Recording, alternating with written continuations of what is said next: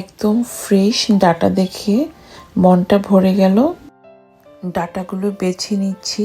আজ রান্না করব রুই মাছ দিয়ে। এত কচি আর ফ্রেশ নরম ডাটা সচরাচর পাওয়া যায় না।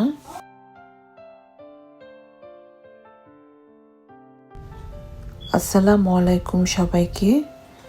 আজ বাংলাদেশি সবজি আনতে সকাল সকাল বের হয়ে গেলাম। আজ বাহিরে খুব বাতাস ছিল। এই যে এই শপে ভ্যারাইটির সবজি আছে, অনেক প্রকারের সবজি আছে এখানে, তবে আমাদের দেশীয় সবজিগুলো একটু বেশি দাম। এখানে আমার পছন্দের সব সবজিগুলোই আছে। আমার সবজি মাছ কিনা ফিনিশ, এখন আমি বাসায় যাব।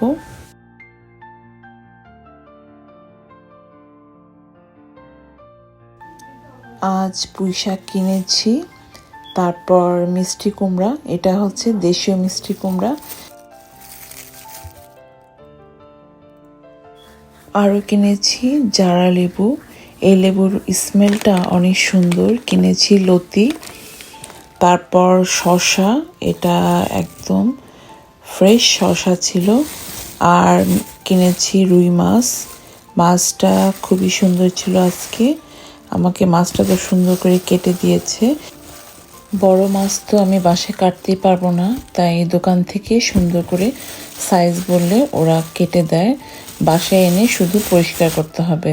মাছটা যে কত সুন্দর ছিল তার চেহারা দেখে বোঝা যাচ্ছে। মাছগুলোকে ভিজিয়ে রেখেছি, এখন এগুলোকে পরিষ্কার করে নিব। এখন আবার বাহিরে খুব সুন্দর রোদ উঠেছে।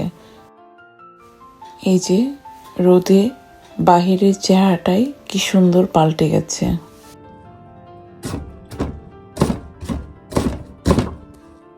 আমি রান্না করার জন্য পেঁয়াজ রসুন কেটে নিচ্ছি।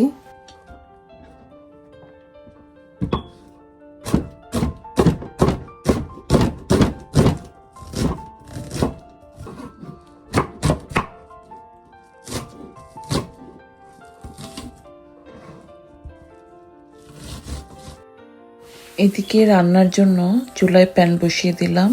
মাছগুলোকে এখন আগে হালকা ভেজে নিব।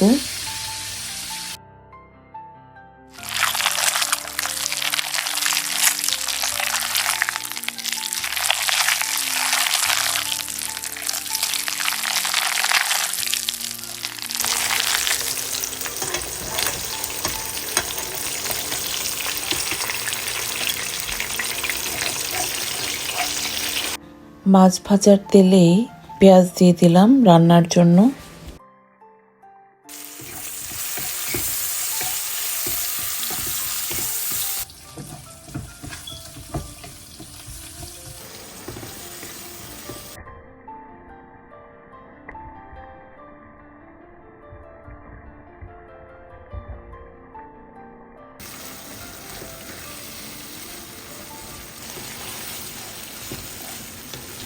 পরিমাণ মতো পানি দিয়ে মাছ দিব আর কি।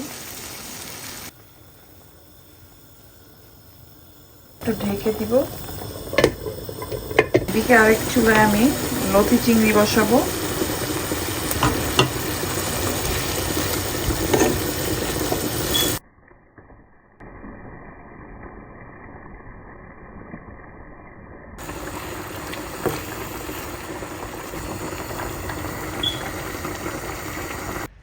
পুঁই শাকের ডাঁটাগুলো আজ টবে লাগিয়ে দিয়েছি।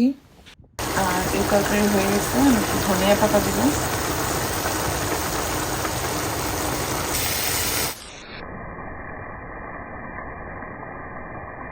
আজ ওয়েদার সুন্দর, তাই গার্ডেনেও কাজ করা হচ্ছে।